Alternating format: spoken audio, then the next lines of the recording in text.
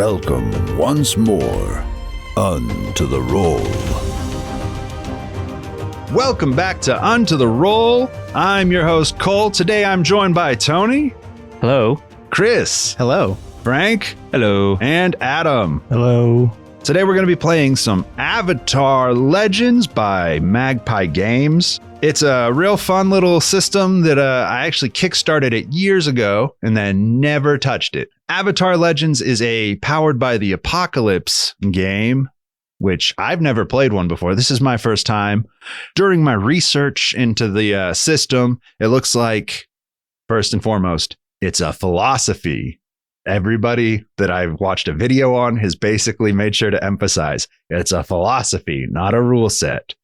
But they all have similar rule sets. It's characterized by, instead of having classes, you have playbooks that you pick from. It's done with 2d6s. And then typically on a 1 through 6 is a failure. 7 through 9 is a conditional success. 10 plus is a perfect success. Other things that they all kind of have in common. Typically, it's going to be more story focused instead of combat focused. Every set of rolls should have actual consequences. Another fun thing, the Dungeon Master, Game Master doesn't roll dice. Everything I say my guys do happens. So my bad luck will not have an influence on this. Today we're going to go ahead and do the session 0, kind of talk about our characters, generate, fill in the blanks for what we don't have already, set the scene for where we're going to be, and then we're going to do the little inciting incident, as the book calls it. It also calls it kind of in passing the pilot episode.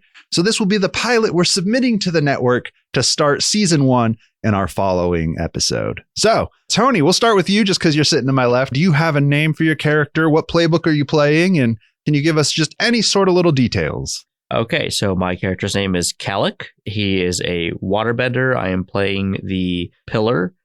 Grew up in Ba Sing Se, joined the military, got out. I was feeling down on my luck and found this group of people, and we kind of rose to fame by doing jobs for politicians or for anyone else that really needed a good group of reliable warriors to get them through certain areas or just different kind of kerfuffles that they fell into. However, they've kind of disbanded for reasons that have yet to be explained to everyone else. But I have found a new home here with you guys, and I'm trying to become a leader again.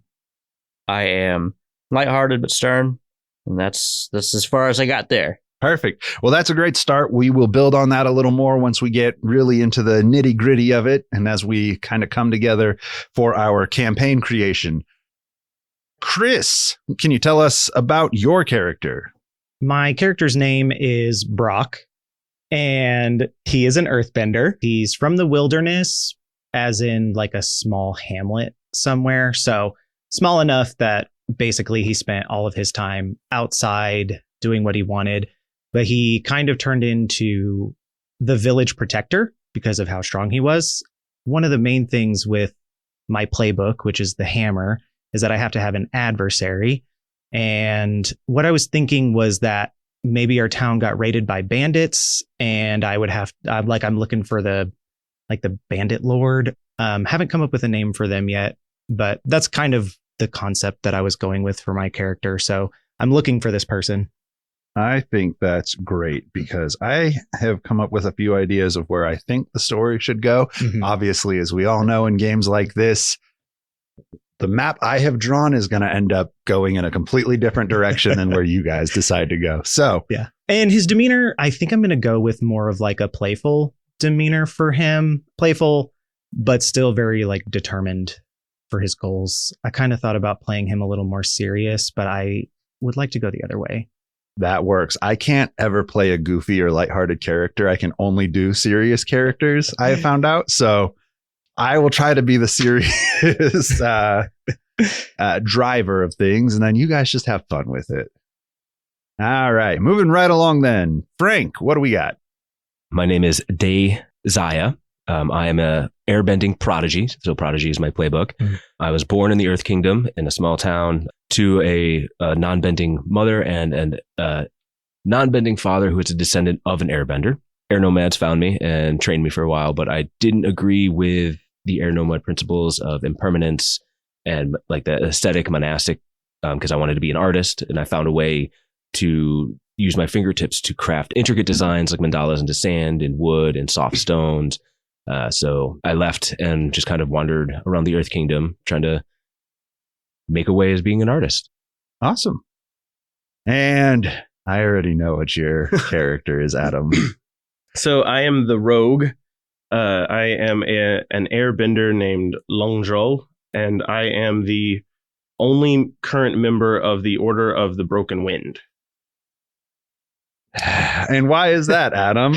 Well, people view my order as a joke, and I understand why, but if they were to embrace my philosophy and break the wind as I do, then they would live a better life.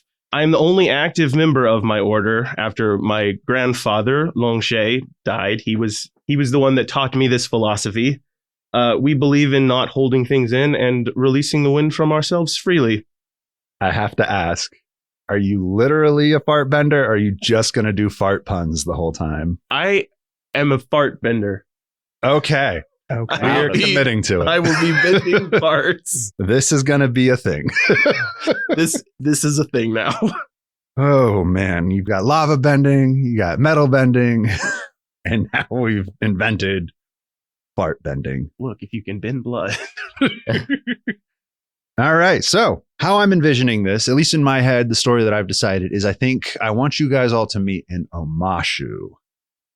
So if you remember Omashu from The Last Airbender, they have a lot of earthbending technology that they use to kind of basically just move things around. We will be playing in the Kyoshi era. I actually really want to play early Kyoshi era, right after Avatar Kuruk has died. I think that's how you pronounce his name. If not, I apologize. Kuruk's whole thing was that he was basically a failure as the Avatar. He didn't actually accomplish anything. And when he died, the whole world was left like, that sucked. The Avatar sucks. And Kyoshi came next. Spoiler alert, if you haven't read any of the Kyoshi books, I haven't, it's just mentioned in the rulebook. Kyoshi was not named Avatar. Somebody else was falsely identified as the Avatar, and then she had to fight and get the mantle handed to her after even more of the Avatar messing up. So in the era we're going to be playing, there is very little faith in the Avatar. The governments have all essentially established their boundaries, but it's still very uneasy. Bandits roam the lands freely. Pirates destroy the seas. It is not a safe time to be existing as a random civilian in the Avatar universe. So there's going to be a small town up above, a little bit to the north of Omashu. It's got a mountain range to the west, basically dividing it from the ocean. And I'm going to place a village there, or not a village, but a town, a fairly large town.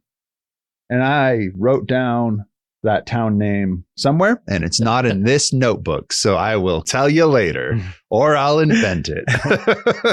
But we will be in this agricultural town that's having its fair share of problems.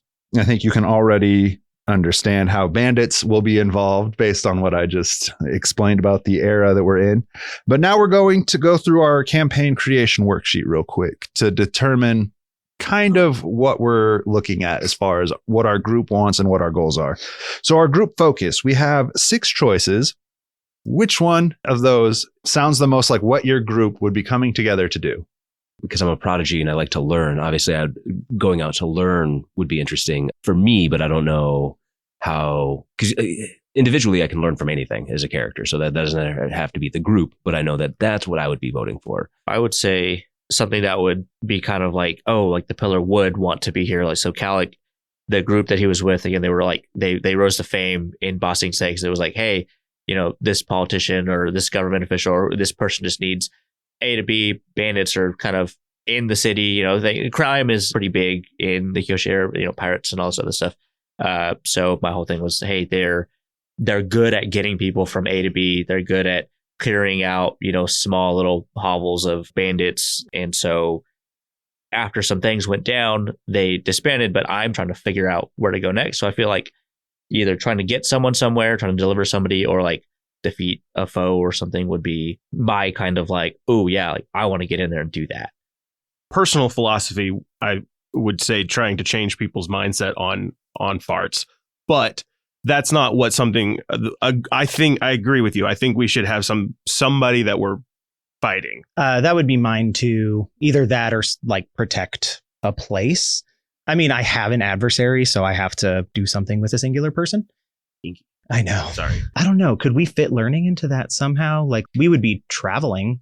Well, don't forget, all of you are going to be on your own independent journeys as a group working together. So the learning is still something that can very much happen. But just as far as the thing that's going to be the cohesiveness of what is pulling your group together, since 3 of you have said to defeat a villain.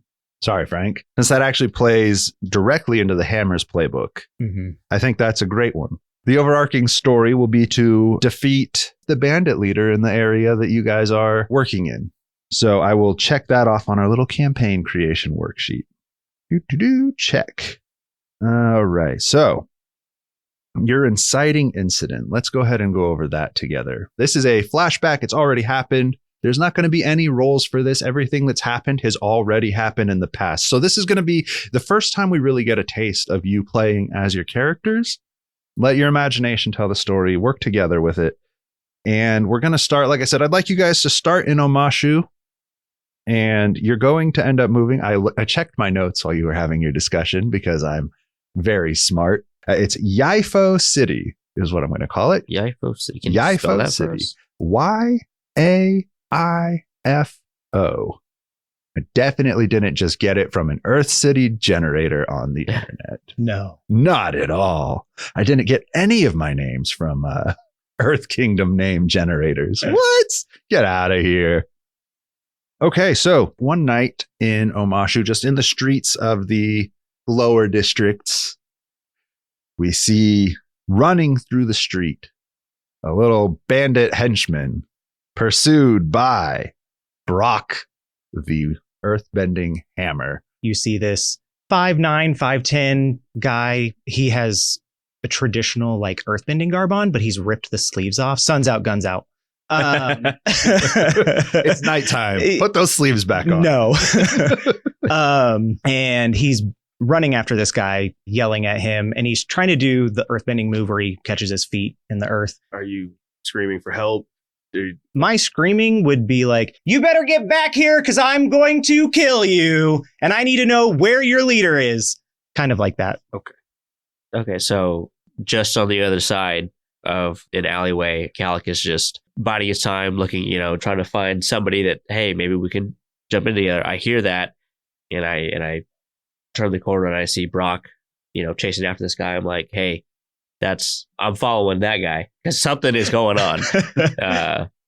So I guess in the back you would see Calic. He's kind of got long, scruffy hair. He has a beard that's kind of unkempt, but that military in him is still like, I need to be presentable, but I'm also like, don't know where I'm going in life. He has a kind of tattered uniform that he's just been kind of traveling in from his old gang, not gang, but group of warriors, not an actual gang. Whoa. Group of warriors, same uniform that he's been wearing, and it's just kind of beat up. He sees Brock and I'm going to start following him. All right. Now, as you two are pursuing the bandit, he runs past a small little hole in the wall restaurant. On the hanging sign, you just see bentos and beans. Fantastic.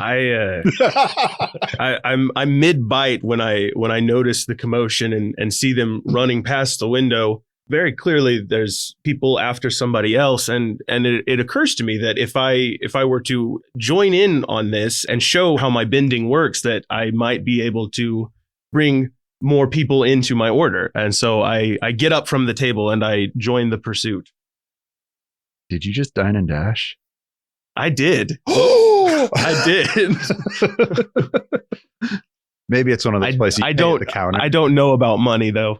Oh boy. Oh, maybe I don't know about money. maybe I paid before it. Maybe I don't know. Use maybe I paid for the food ahead of time. They were paid in smells. All right. So we've got 3 benders chasing after this bandit who, up until now, only had one person who had really had a reason to be after him. They go running down the street. Bandit turns into an alleyway. He takes a flight of stairs up. Now we're getting into the, wouldn't you know it, the district of the artisans. I'm a kind of a skinny 5'6" kind of guy wearing Earth Kingdom attire, but it's influenced by some air nomad elements, but it's artisan attire. I have fingerless gloves, specifically so I can do my little fingertip air manipulation. I feel like I'd be walking down the street trying to find the person that had been rumored that does these intricate carvings. And then I would see y'all chasing someone. And I don't know, do you have any air nomad or anything on you? I am bald as air nomads are, and I'm just kind of wearing loose robes. But I would be able to recognize you as I an think air you would nomad. recognize me Okay. as an air nomad, yeah. So I spot him, and you don't necessarily see a lot of air nomads. And I don't agree with the air nomad general philosophy, but I still appreciated learning from them. And I was like, oh, someone I know, and he's chasing someone. Maybe I can help. And then maybe they might know where I can find this person that I'm looking for. Perfect. All right. So you all jump in. 4 people chasing after this bandit. Problem is, none of you are natives to Omashu. This bandit's been here a lot. He knows all the right alleyways. He knows all the right shortcuts. Eventually, he is going to be able to shake you guys off. If you don't do something to catch him, I'm going to give you a quick 3, 2. I fart and use my airbending to blow it into his face. He runs into this cloud. He's like, oh my. Do they have. Oh my spirits. Reels back. It slows him down a little, but he still ducks around a corner. I'm always barefoot, being from the wilderness. Okay. And so I'm very good with the seismic sense thing. So Okay. can I use that to figure out where he's going? Sure. So yeah, you see him duck behind a corner. You can feel it in your feet. Luckily, it's the artisan district going into the evening, almost nighttime. So there's not a whole lot of other people around who would be distracting you and making it hard to see. So yeah, you can see that he's ducking into an alleyway and moving to hide, hoping that you guys would continue on after losing sight of him, doing one of the oldest tricks in the books. Unfortunately, he didn't realize that there's somebody who can echolocate through the ground on his feet. Coughing as well, right? Well, retching, but you can do that quietly. Yeah. Silent retching. So Yeah. He's over here. We're running.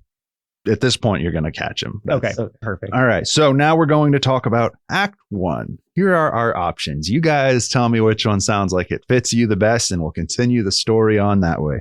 We befriended an ally who gave us access to a valuable item. We discovered a secret hidden by a powerful figure. We did something fun and drew the ire of a powerful figure in the process, or we learned the frightening plans of a powerful foe. Seems like the last one. I kind of like the learn Yeah. the frightening plans about, because I think that tracks with like your desire and your desire. Yeah. Based on what we have already, that feels like the most likely. Okay, great. Then, as you guys are interrogating this bandit who you've captured, he tells you about a plan to slowly erode the confidence of the leader of Yaifo City. He explains that the bandit gang out in Yaifo City is called the Tumbling Stone. The Tumbling Stone bandits are currently targeting the adults of Yaifo City and essentially making orphans out of the population to help destabilize and make it seem that the leader of Yaifo City is incompetent and incapable. And it's been working pretty well so far. Yaifo City is expanded out further than its watch and guard can keep. And it's an agricultural city, agricultural town. So all these farms are largely undefended. And there's not a whole lot that can be done about this. It's easy pickings for the bandits. And they're hoping to oust the current ruler and then put their own person in charge instead, to be like, all this can stop if you guys let us have this city. So a very, very cruel plan that is well in the making and currently going their way. He's not going to get too much into the political state of things. He's being faced down by 4. Well, it doesn't sound like any of you made yourselves like teenagers. So we're going to say young adults. Yeah. Being faced down. Yeah, being faced down by 4 young adults, one of which has like murder in his eyes, and the other 3 still look quite capable. Not murder, it's indigestion. No, he sees that one in your eyes. Yeah. So you get that information from him. And now we will move into the second moment of this. Act 2. We stole a valuable item from a powerful foe. We discovered a terrible truth about a location or a powerful figure. We defended an ally or place from a powerful foe, or we destroyed a valuable item and drew the ire of its owner, a powerful foe. What was the third one? The third one, we defended an ally or a place from a powerful foe. I mean, that seems like what we would do for Yaifo. Defend it. I think so. Yeah. Defend it from the tumbling stones. All right. Well, in that case, so after finishing up with this bandit, you all introduce yourselves. Can we go back to, what was that restaurant called? Bentos and Beans. Bentos and Beans. Let's go back to the Bentos and Beans. Okay. I would have prior asked everyone to join me, and so we kind of sit down, and I'm like, oh man, thank you guys so much. I've been chasing after him for a little while. My name is Brock. I'm not originally from here, but this group of bandits attacked my home, and I've been looking for him. So I really appreciate y'all helping me out. I saw a fellow air nomad helping you, so I figured it must have been good people. So figured I would lend a hand. I didn't really do much other than kind of hang out, but it seems like what we heard is something not great going on nearby. And my family grew up in the Earth Kingdom, so I kind of care about the people. And by the way, I'm Dayzaya. You can call me Day. Nice to meet you, Day. I'm Lung Droll, the airbender you saw chasing after them. I saw you. I'm sorry. You Brock? Yes, Brock. I saw you. I saw you chasing after the bandit, and I felt like if I were to intervene and show you my bending technique, that you might be willing to accept it. Is that what I smelled? It was, yes. I passed wind and twisted the wind into the bandit's face to help slow him down. Interesting. I don't know if I've ever heard of that before. Well, you probably haven't. As far as I know, I am the only member of the Order of the Broken Wind. Is that a Southern Air Temple technique? No.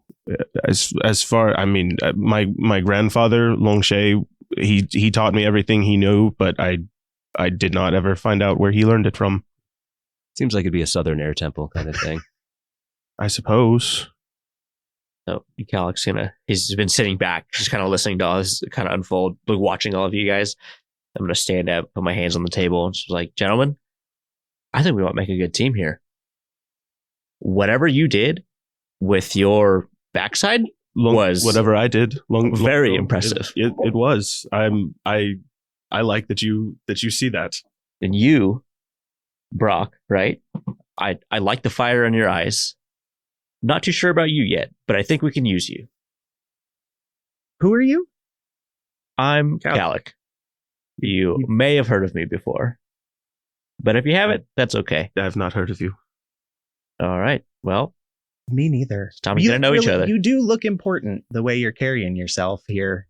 Well, I've handled myself in a few situations like this before, so I push the fart away with my airbending. Still pretty impressive, but maybe not here in this restaurant.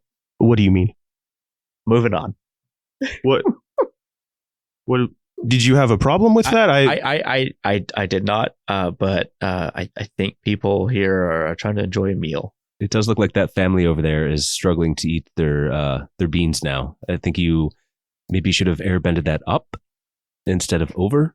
Just a thought. I mean, I can always help. I mean, I can bring it back. Please don't. I bring oh my God, no! I bring the cloud back. Sorry. Brock starts vomiting immediately. The manager of Bentos and Beans comes to your table and,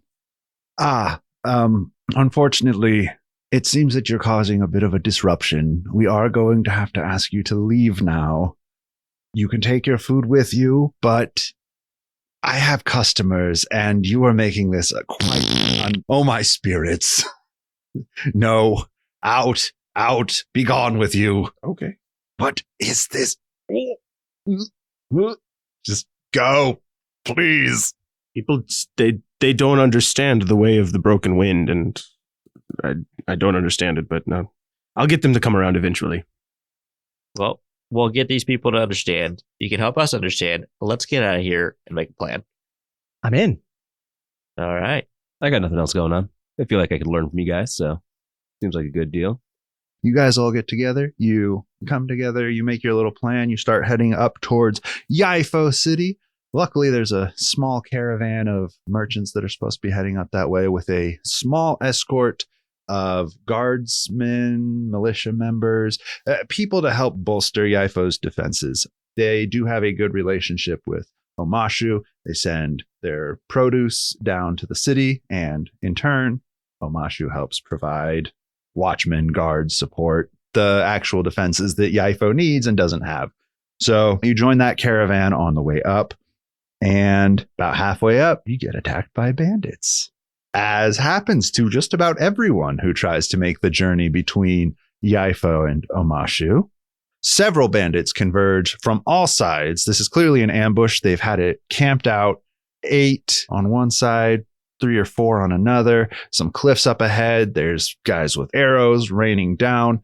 You do have a good sized military escort. They do know what they're doing. They can defend themselves, but every time it seems that they take one down or knock them out, capture them, remove them from the fight, 2 more seem to take their place. This is clearly right in the heart of the territory that the Tumbling Stone controls, and they do not intend to let you guys pass. What do you guys do? What did you do to get through this? I think as soon as I see bandits or have heard the militiamen maybe point them out, I also would yell out bandit attack, and then I will stomp and do the whole earth teepee thing over the caravan, Nice. The carts and stuff to try and protect them from the arrows.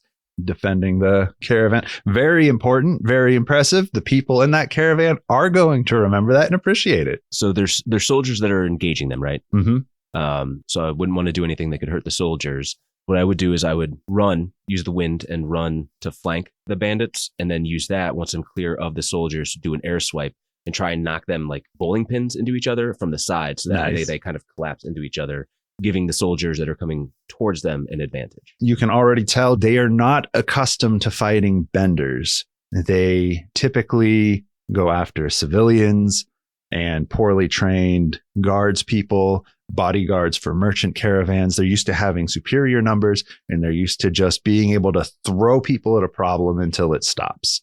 Soon as you go up to the sides and start knocking them over, it starts to break the morale. They can't get to the caravan. Their little arrows aren't doing much. They obviously don't have any benders, at least in this group that you can see.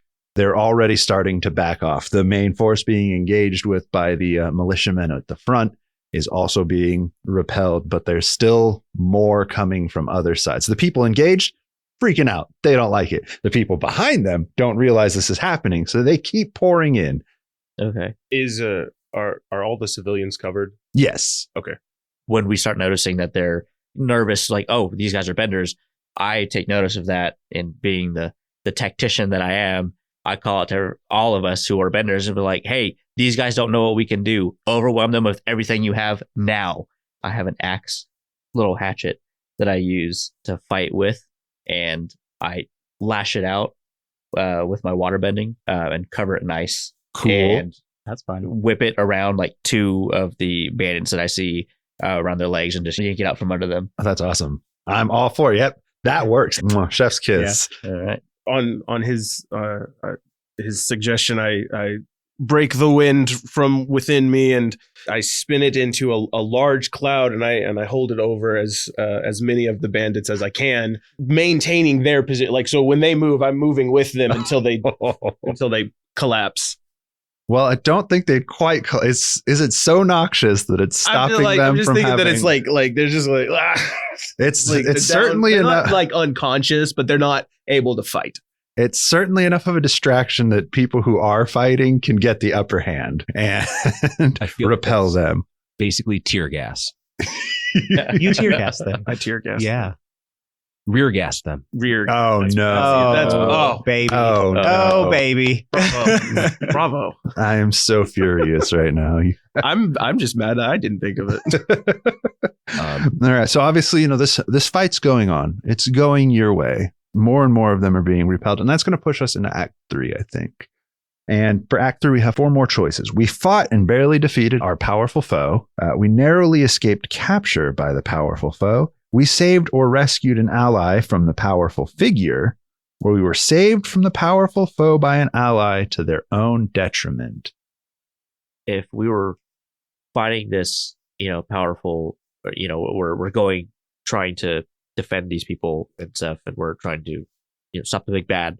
We're still a new group, so it's like, hey, we got out by the skin of our teeth and won over. What was your? I like the idea of them. We go to take that guy out, and he gets the upper hand on us. Okay, and captures us. Which still works with and that's kind of what I'm vibing with that, especially since we're a new team. We don't really know we how don't well fight well together. We haven't developed that skill yet. So yeah, I think and then we find out, the probably the leader of the bandits is probably going to be the powerful foe, I would guess. We find out he's a lot more powerful than we suspected. Absolutely. So we're still in our fight here.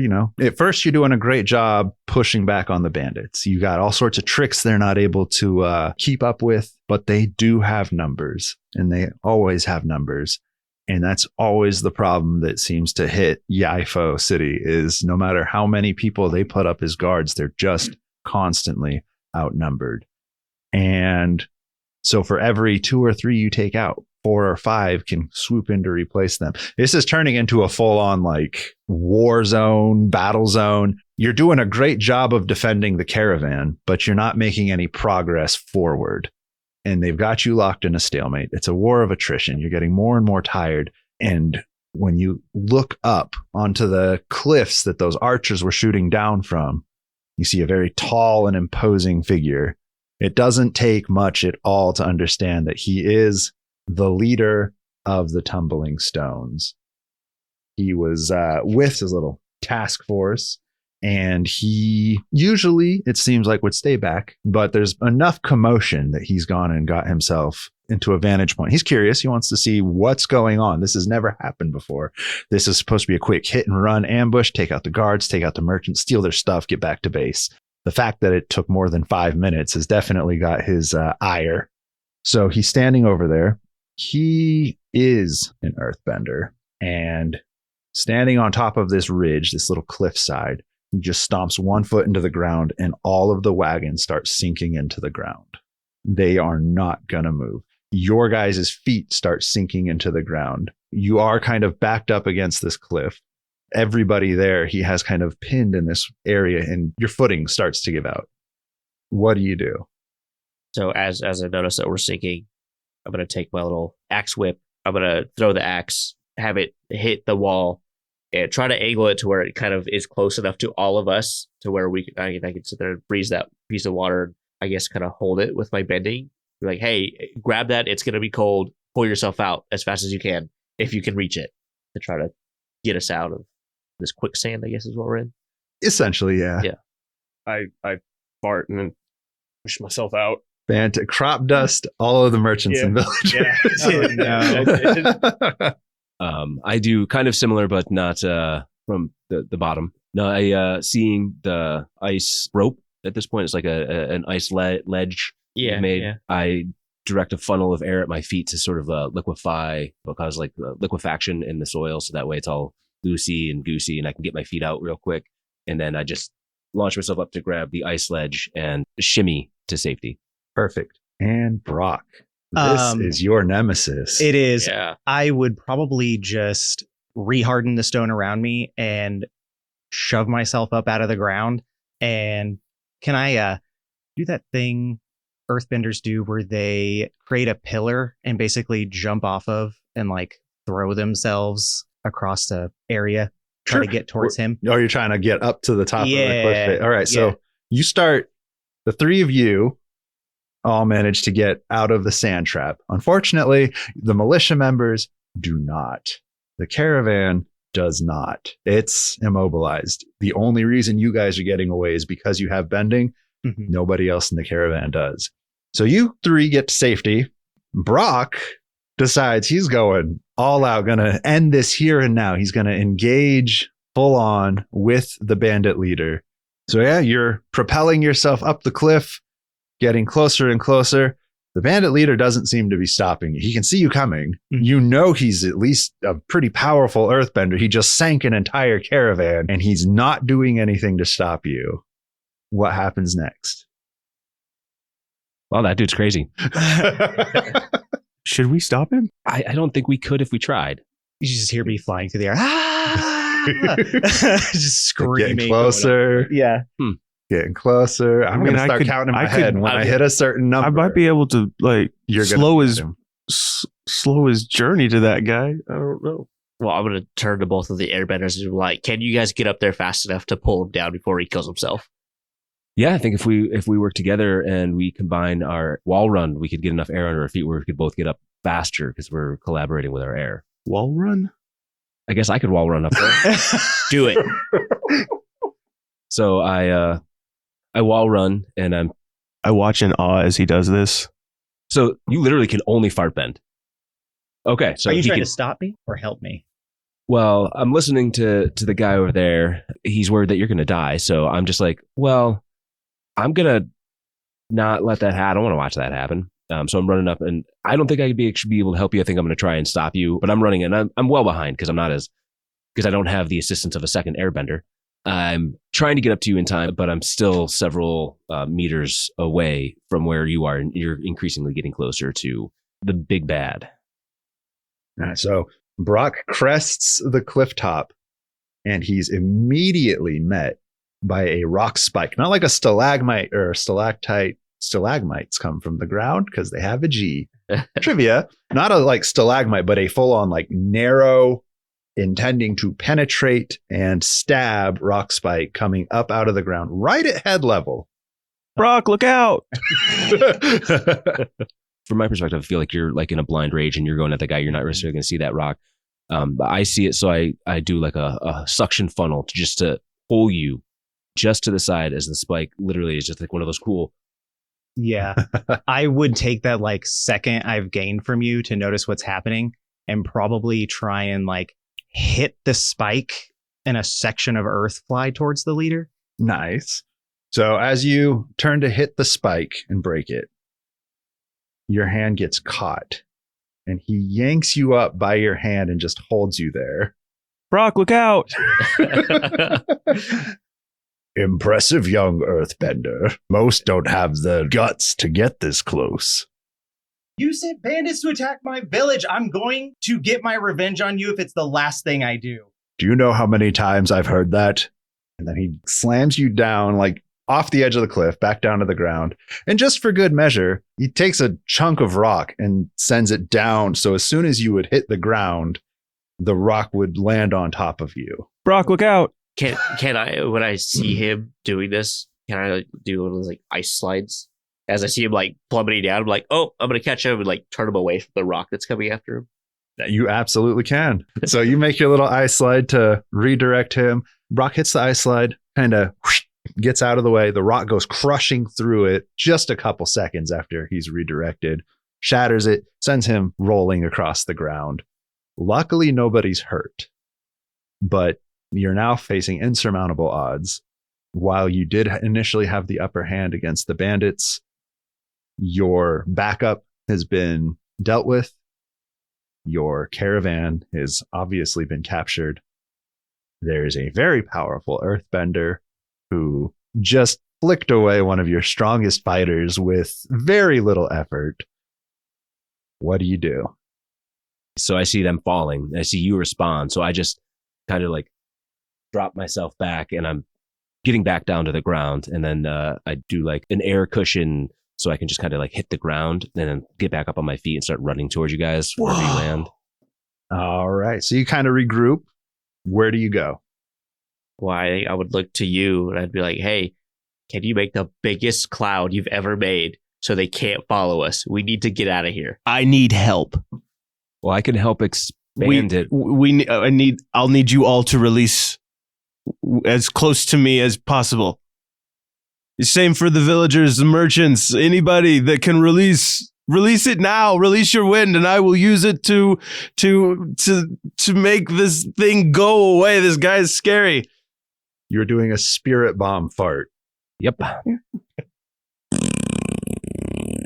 Well, unfortunately, I'm not gassy, but I will be able to assist with the building of the shape of terror that we will be casting upon. I guess we've just introduced chemical warfare to the Avatar world. We just spread it across all the bandits in front of us. Just like, hold it there. Everybody run. Well, they can't Pull run. yourself out of the quicksand. incapacitated. They're captured. No, They're- you. What you do is you shake one leg and you slowly pull it out, and then you put your knee down, and then you shake your other leg and you pull it out, and then you can stand up and run. One of the villagers starts trying to do that, and the bandit just punches him in the face. Like, I pushed a cloud gas back over to that bandit. the bandit chokes a little, punches the villager in the face again. I'm gonna grab him and Calic, I don't know what to do. hand him to Brock. And be like, we need to run. Brock would be like, damn it, and just throw up an earth wall and we'll run. You just hear the mocking voice of the bandit leader. You failed today, Benders. Don't know why I made such intense eye contact with you when I I know. Well, he is your rival. yeah. Yeah. flip him off with a Flip him giant off. stone hand. Yeah. That's the earth wall that comes up. Is just Oh, a there we go. giant middle finger. It's like, Great Guy Gardner. All right. Y'all run. It's all you can do. Well, you But- can't beat the big bad in the first go. Oh, of course not. we win. Yay. Good session, guys. Once upon a time, we woke up, nothing bad happened, and the day was great. Yeah. The end. All right. So you guys regroup. You make it up to Yaifo City, and that's how your group has come together. That's the story of your trip from Omashu to Yaifo and why you are now a group of benders working together to defeat the bandit lord, whose name you don't even know. Oh, true. We don't True. know his name. No. He doesn't know his name? Nope. Okay, I don't because he think anyone's just referred to him by attacked name randomly. yet. I just know there's a leader of a bandit group. That guy certainly looked pretty leader-like. Yep. If he's not, we're in trouble. If there's a leader above him, we're in a lot of trouble. Yeah. I guess Oh. it might be. Oh man. Well, it might be one of those, as TV tropes calls it, the dragon situation where the chief bodyguard's way more dangerous than the actual leader. Oh, yeah. Yeah, the leader could just be this frail old man. Would make you sad. It would make me very sad. I'd probably still have to punch him in the face. You're my nemesis? What about the guy on the cliff? Yeah. Oh, that's my cousin, Bill. All right. So that's basically our pilot episode. You guys are now in Yaifo City. Now, if you look on the second page of your playbooks, you'll notice there's a couple of things about your relationships. On the left side, about a third of the way down the page, I would like you guys to fill those out real quick. All right. We're good? I'm good. All right. Yep. Hey, Tony, you sat to the left of me. Oh, So- okay. If you read me those two or read all of us those two statements. Okay. So how do you say your name again, Adam? Lungdroll. Lugdroll. Lungdroll. Okay, so Lugdroll doesn't really respect my accomplishments. They probably need a lesson or two. When I asked, hey, like, you guys might know who I am, he was like, what? And I was like, okay, this guy had no idea. But then Day, is that how you say it? Yeah, okay. Seemed like they would have been a good candidate to be part of my squad. I'll look after them. 'Cause I liked what you did with the whole, stepping up to run up on the wall and help. I did too. I'm making him change his mind right now, but whatever you wrote down. Speaking of editing, Chris. I wrote 3 different names for one, but Oh. one of my connections is going to be with Calic and has a way to solve problems with words instead of fists. It's really impressive. I, recognize that he was trying to be more smart about things than forward and aggressive, Okay. which I can respect a different point of view, maybe. This other one, When you start giggling before you start talking. I wanted to put, I put Lungdroll twice and then I put Day and then, I wanted to put Day here because he seems fragile, but I ended up putting Lungdroll. So I worry Lungdroll won't be able to hold their own when things get tough. I'm going to toughen them up. That's fair. So, yes. That's my All pick. right. Yeah. I love this. All right, so I guess it's on to me now. Mine is Lungdroll could use training from someone who knows what they're doing. I suppose I am up to the task. Wow. And then I'm not sure if the overtures of friendship from Calic make me happy, mad, or both. Oh. That Okay. fits so well with what you put. Yeah. I originally did have Brock, but I'm like, oh no, I was teetering between the two of you, and I was like, oh no, if he's like, oh, he might be my friend, I'm like, I don't know if I should be your friend. It's so much more thematic. So just based on our interaction so far, and you just blindly attacking that individual, Brock is way too uptight, too trapped in themselves. They need to break some rules, which maybe not break some rules, but like, yeah. And then it's Desire. Desire is amazing, and I hope they like me. Maybe they're worth playing it straight. Oh man. Oh, perfect. wow. This is perfect. All right. That's our first episode of Avatar. We're going to go ahead and start doing the campaign, the actual story in our next episode. It's going to be really fun. Hey, I actually have been writing outros. So, this time when we finish it, you don't have to hear the awkward surprise at the end. And guess what? It goes a little something like this. Follow us on all of our socials at Unto the Roll, because I got pretty much all of them, including, Instagram, Blue Sky, X or Twitter, Facebook. Yeah, we've got all of them. Do I use them yet? No. Will I use them? Maybe, but they're there. I don't think there's anything else to say, so we'll see you next time on Onto the Roll. I didn't hate it as much that time. I didn't know we were doing it again.